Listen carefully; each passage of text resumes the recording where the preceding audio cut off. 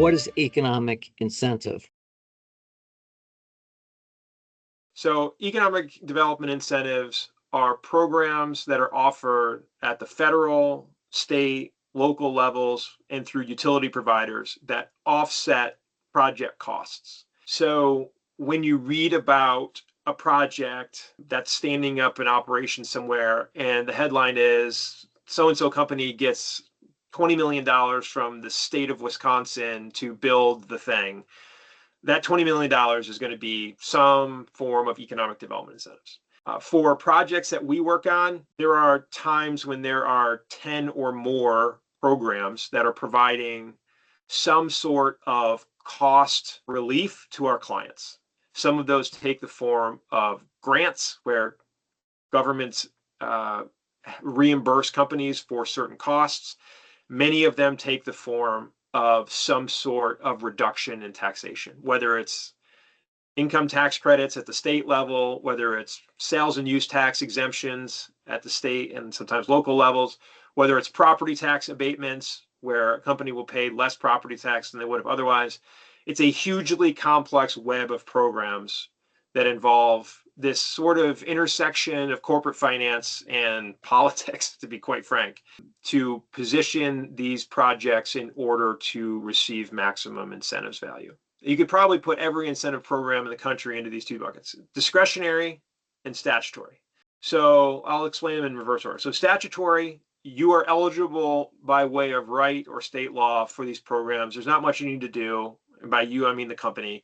Within the state law or local ordinance, the qualification for these programs and the determination of value for these programs is formulaic. So you create 100 jobs at a particular minimum wage requirement and you invest, a certain amount of money and you are automatically eligible for some benefit. That's a statutory program. Discretionary programs are all the other ones where there is some negotiation or project positioning, however you want to think about it, that's necessary. You are not automatically going to get these incentives. What's interesting to me, having done this now for 25 years or so, is how many projects create tremendous economic impact, meaning they're hiring a bunch of people, they're spending a bunch of money with economic benefits reverberating through state and local economies, and they're creating a bunch of new tax base for the state and local taxing districts, and they don't negotiate incentives. It's very interesting to me because these incentives are really available to companies that are doing those things, and yet many companies don't do it. So we have, as a big part of our practice, ensuring that our clients, as they're making the location decision, are contemplating what the benefit of these incentives could be and how to best go after them. And then we manage the work stream to pursue and secure these incentives. And then we work with the clients for years and years to come to actually secure them. So I think that's 4: supply chain, labor, tax, credits, and incentives. And then the 5th one is the straw that stirs the drink. And it's just the overall program management of all these work streams together. Our clients, even our really sophisticated big clients, they don't decide every year where to put a big facility or big operation. They do it every once in a while. So even the most seasoned executives that we work with, they do this a few times in their career. What we come in with is an approach, program management approach, where we say, look, we're going to manage all of the related work streams and make sure that we deliver the project in a way that is going to meet your operational and strategic goals. And then we do that. So, risk management, I would put into that last project management piece. It's risk in our world it can really be defined probably in 2 ways. One would be choosing the wrong place. That's a big risk. Making decisions and pouring capital into bad decisions that ultimately result in a company not meeting its operational and strategic goals.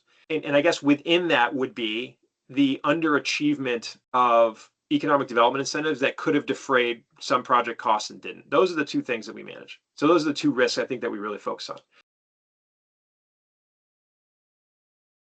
And then infrastructure. Yes, I'm glad you brought this up. So I would argue that we're probably at a point in the United States where there are too few electrons to power what could be the industrial base that we're rapidly moving towards. So right now, if a client needs a site that has significant power, like 10 plus megawatts, and they need it relatively soon, like inside of 3 years, that becomes a real challenge because there's been so many projects that have taken up those sites and have utilized the power that's available. The lead time for the equipment to get a site powered to that level is really long, has been long since COVID. And there are so many data center projects that are sucking up a ton of power.